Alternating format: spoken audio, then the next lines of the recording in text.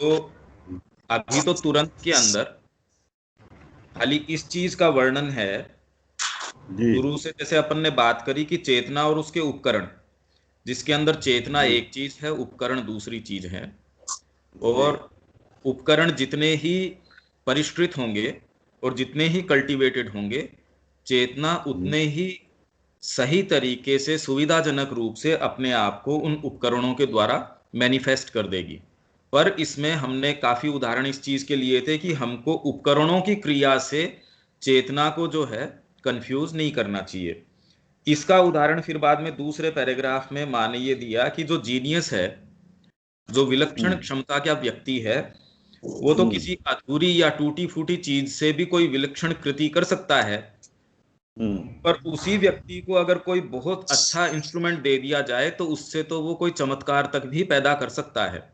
वैसे ही जी चेतना के ऊपर जब हम इस उदाहरण को लागू करते हैं, इसलिए ये केवल माँ और श्री अरविंद का ही कथन है कि हमारे जो उपकरण हैं वो भी अधूरे नहीं छोड़ने हैं, जो कि ट्रेडिशनल स्पिरिचुअलिटी, उसके अंदर सारा ध्यान उनका जो आंतरिक तत्व है उसके ऊपर है। पर ये कह रहे हैं कि हमारा जो लक्ष्य है वो पूर्ण अभिव्यक्ति का है, और उसके अंदर इंस्ट्रूमेंट्स को भी हमको पूरे तरीके से और उनकी जितनी निहित शक्तियां हैं और संभावनाएं हैं उनको भी डेवलप करना चाहिए। और उस क्रम में ही आगे ये बोल रहे हैं कि जैसे शरीर, अगर उसमें कोई गठन में ही कोई कमी हो, पैदा ही व्यक्ति कोई एक आंख लेके एक हाथ में कोई दिक्कत है, या जैसे कितने सारे अपंग लोग पैदा होते हैं, ऐसों को अगर ट्रेनिंग भी दी जाए तो वो एक सीमा से ज्यादा कुछ कर नहीं सकते। वैसे ही माइंड के लिए है कि माइंड में ये बता रहे हैं आपका कि माइंड की ये चीजें हैं कि वो वेल ऑर्गेनाइज्ड हो, कॉम्प्लेक्स हो, कंप्लीट हो, रिफाइंड हो। और इन्हीं चीजों के हमने अलग अलग उदाहरण और ये सारी चीज दी थी कि जो ऑर्गेनाइज्ड भी हो पर हम आवश्यकता नहीं है कि उसको कंप्लीट कहें, और कॉम्प्लेक्स हो उसको रिफाइंड कहें। बहुत जटिल किसी की संरचना हो सकती है बुद्धि की, पर उसमें सुरुचि हो ये आवश्यकता नहीं है। तो ये जब सारी ही चीजें मिलती हैं, जैसे आपकी कल्पना शक्ति है, वो कितनी उदात्त है, कितनी विकसित है। आप ये देखिए कि कितनी सारी हमारे जो भारतीय संस्कृति के अंदर ग्रंथ हैं, कितनी सारी उसमें चीजें हैं, उनमें जिस तरीके की कल्पना है, लोग ये आक्षेप करते हैं इस संस्कृति के ऊपर कि इन्होंने सारी चीजें काल्पनिक तरीके से लिखी हुई हैं। अगर ये मान भी लेते हैं तो क्या कल्पना शक्ति कोई बिना पृष्ठभूमि के ही डेवलप हो गई? तो संसार में और कहीं हमको वैसी कल्पना शक्ति की उड़ान क्यों नहीं देखने को मिलती? अगर हम ये कहें कि हमारे जितने भी महाकाव्य हैं वो बिल्कुल कल्पना के ऊपर आधारित हैं, वैसे कोई सूक्ष्म जगत आदि कुछ है ही नहीं, तो भी ये तो जबरदस्त कल्टीवेशन की बात हो गई। वैसी कल्पना हम क्यों नहीं कर पा रहे? तो इसलिए माइंड की इतनी सारी फैकल्टीज हैं, वो जब पूरे तरीके से विकसित हो तब उसके माध्यम से चेतना जिस तरीके से अपने आप को अभिव्यक्त करेगी। आप श्री अरविंद के अंदर जो उनकी कृतियां हैं उसमें ये देखिए कि हर चीज को पराकाष्ठा के ऊपर ले जाया गया है। जो चेतना है उसकी पराकाष्ठा है, और जो अभिव्यक्त करने वाले जो इंस्ट्रूमेंट्स हैं उसकी पराकाष्ठा है। और इसीलिए जो चीज हमारे पास अभी वो छोड़ के गए हैं, जो निधि हमारे लिए छोड़ के गए हैं, वो इतनी ज्यादा महत्वपूर्ण है, इतनी सारगर्भित है। एक एक पंक्ति उनकी ऐसी है जिसके ऊपर चर्चा करने से देखिए आप कितनी रहस्यमय चीजें हमारे लिए उद्घाटित हो जाती हैं। तो वो क्यों हो पाई? क्योंकि इंस्ट्रूमेंट भी उनको जिस तरीके का कल्टीवेशन था, उसमें चेतना भी एक अपनी पराकाष्ठा के अंदर थी, और जिस उपकरण को वो उपयोग में लेके उसके माध्यम से अपनी अभिव्यक्ति कर रहे थे वो भी बहुत ही वेल बिल्ट था। तो इस तरीके की ये पूरी बात चल रही है। इसमें हम अब आगे जो आपका पैराग्राफ है उस पे चलते हैं। आप पढ़ेंगे विनोद जी 19th पेज को? जी पढ़ता हूँ। हाँ, और इसमें जो बात है वो एक एक एक्सप्लेन भी करते चलिए। इसमें किसी के अगर कोई प्रश्न होगा तो हम वो प्रश्न ले लेंगे साथ साथ के अंदर। जी ये पेज नंबर 19 हम लोग पढ़ रहे हैं। take an example. You are in your body with your deepest ideal, but you find yourself before a school class and you have to teach something to the students. Well, this light is up there, this light of consciousness, but when you have to explain to your class the science you have to teach, is it more convenient to have a fund of knowledge, or will the inspiration be such that you will not need this fund of knowledge? What is your personal experience? इसके एक अंदर ये उदाहरण लें। Basically क्या है कि माँ जिन शिक्षकों से बात कर रही है, जी हमको एक तो उसका बैकग्राउंड भी पता हो कि जिन शिक्षकों से उस समय बात कर रही हैं माँ, जी कि वो कोई कक्षा में गए, तो ये उसी चीज का उदाहरण दे रही हैं कि एक तो है इंस्पिरेशन कि आपको अंतः प्रेरणा है, तो जी क्या जो टीचर है उससे वो एक प्रश्न कर रही है कि क्या अंतः प्रेरणा अकेली और पर्याप्त होगी कि आप साइंस पढ़ाने जा रहे हैं, उसके अंदर आपको साइंस की जो टेक्निकलिटीज हैं, जो आपके विषय का ज्ञान है, वो पर्याप्त नहीं है और आपके इंस्पिरेशन है, या आपको उस विषय की बिल्कुल अंदर बाहर सारी डिटेल्स का पता है पर आपके पास इंस्पिरेशन नहीं है, या तीसरी स्थिति कि आपको उस विषय के ऊपर भी पूरी पारंगत है और आप पूर्ण रूप से अंतः प्रेरित भी हैं, तो इन अलग अलग स्थितियों में क्या क्या होगा, कि क्लास में क्या होगा, इसी तरीके से गेम्स वगैरह के अंदर क्या होगा, कि एक व्यक्ति ने बहुत अच्छे तरीके से अपने आप को तैयार किया है और एक दूसरा व्यक्ति जो अंतः प्रेरणा के आधार के ऊपर है, निश्चित रूप से अंतः प्रेरणा के ऊपर आधारित व्यक्ति अच्छा तो करेगा, पर अगर उसी व्यक्ति को और डेवलपमेंट मिले, पूरी अच्छी उसकी ट्रेनिंग हो और उसके साथ जब अंतः प्रेरणा को जोड़ दिया जाए, जब उसकी चेतना को जोड़ दिया जाए, तो उससे जो अभिव्यक्ति होगी वो विलक्षण होगी। तो ये सारे जितने भी उदाहरण ये माँ दे रही है, ये उसी परिप्रेक्ष्य में दे रही हैं जिससे हमने ये शुरू किया था।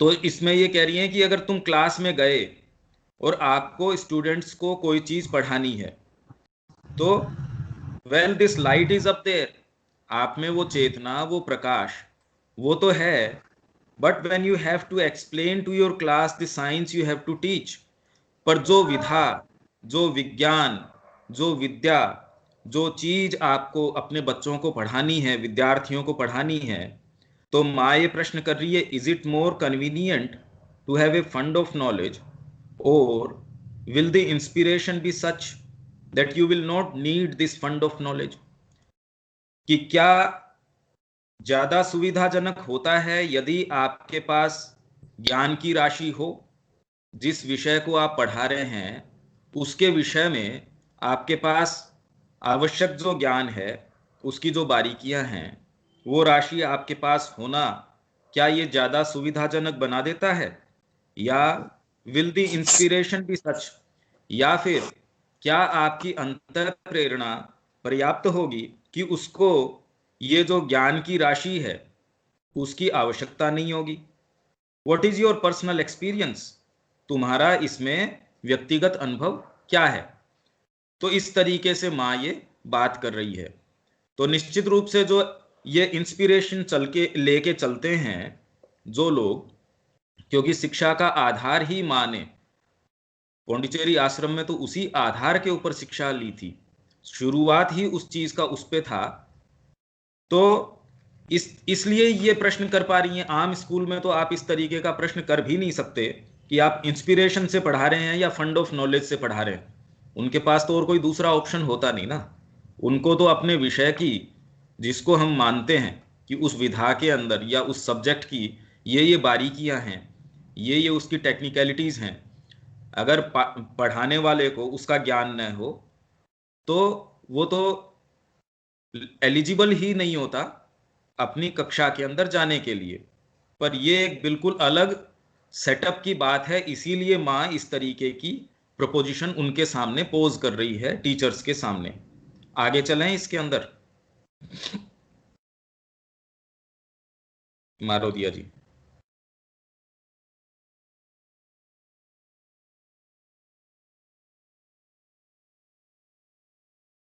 मारोदिया जी।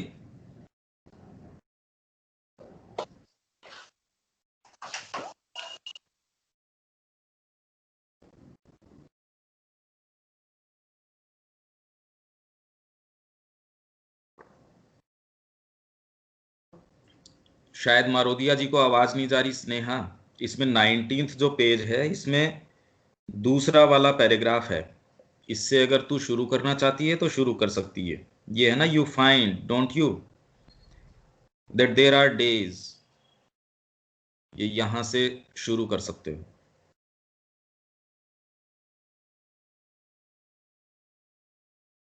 रश्मि भैया, सॉरी मैं हाँ थोड़ा लेट हो गई। ये तो कोई नहीं। इसमें 19th जो पेज है उस पे खाली माँ ने ये उदाहरण दिया है कि तो इसको अगर उपकरणों की बात करी जाए और आप अपने क्लास में जा रहे हो, तो क्या आपके पास इंस्पिरेशन है तो वो पर्याप्त होगी? आपके बच्चों को या जो स्टूडेंट्स को आप पढ़ा रहे हो, जिस विधा के लिए आप वहाँ क्लास में जा रहे हो, उसकी शिक्षा के लिए क्या उस विषय की जो ज्ञान की राशि है, उसकी जो बारीकियां हैं, उसका ज्ञान आपको आवश्यक है, या इंस्पिरेशन आपकी अंतः प्रेरणा है, वो पर्याप्त होगी बच्चों के समक्ष जाके उनको उस सब्जेक्ट के बारे में पढ़ाने में? तो अब ये नेक्स्ट पैराग्राफ इसी का कंटिन्यूएशन है। इसमें चलो, you find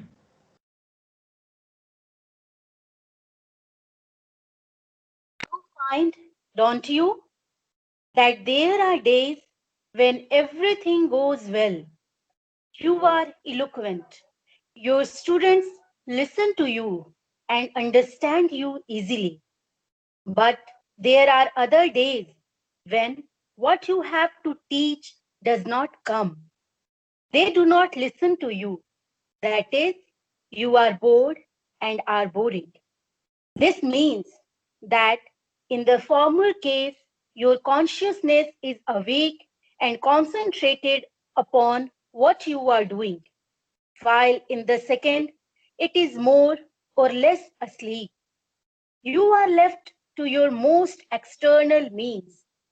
But in this case, if you have a fund of knowledge, you can tell your students something.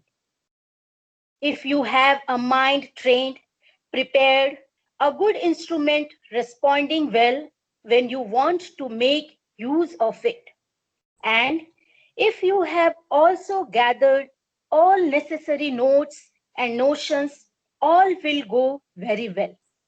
But if you have nothing in your head, and besides, you are not in contact with your higher consciousness, then you have no other recourse than to take a book and read out your lesson. You will be obliged to make use of someone else's mind. Someone else's mind का क्या मतलब हुआ?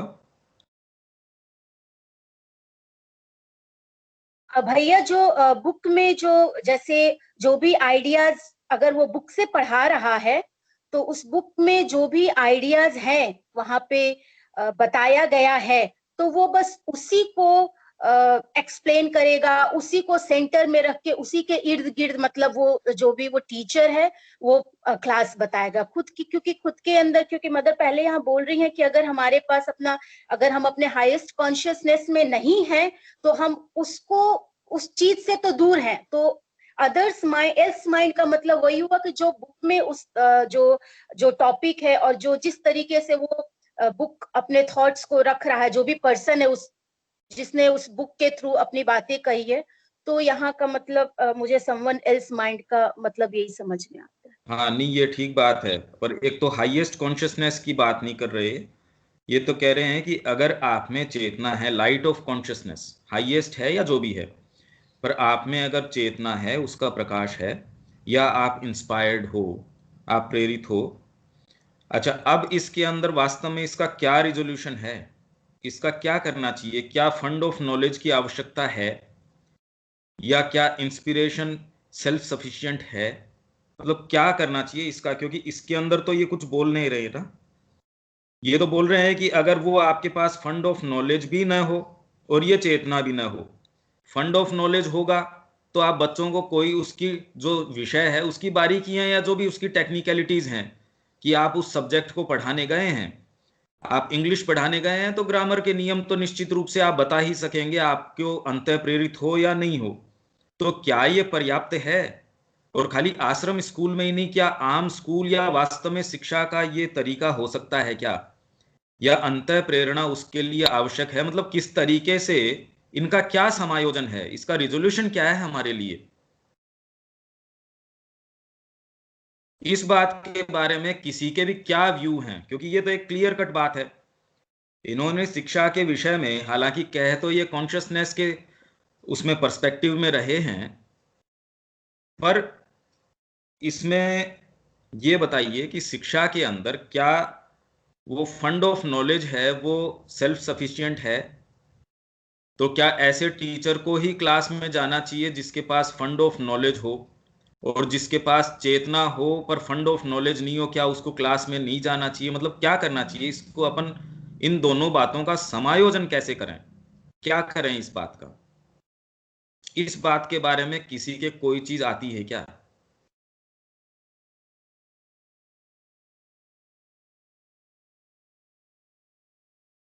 भैया आप दिख क्यों नहीं रहे हो?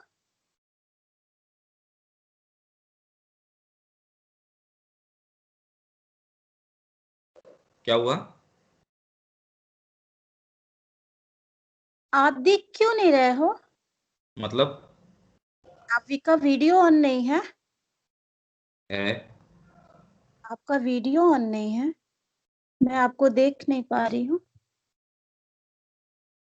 पता नहीं, औरों को तो दिख रहा होगा, पता नहीं।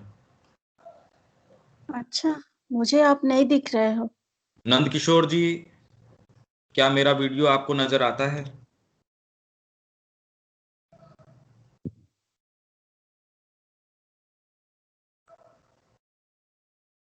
हेलो नंद किशोर जी।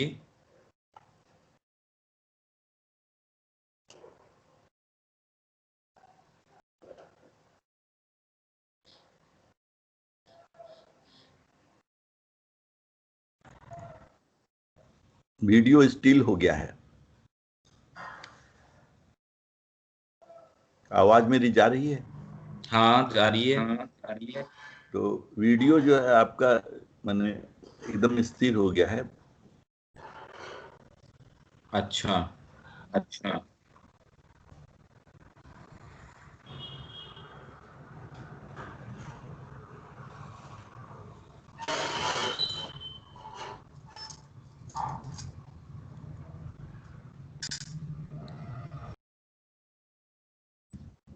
हेलो, अभी आता है क्या? अभी आप हिले तो समझ में आई बात, लेकिन फिर स्टिल हो गया। मुझे तो भैया नहीं दिख रहे हैं। मैं अपना खुद का डिस्कनेक्ट करके दोबारा कनेक्ट करता हूँ। हाँ।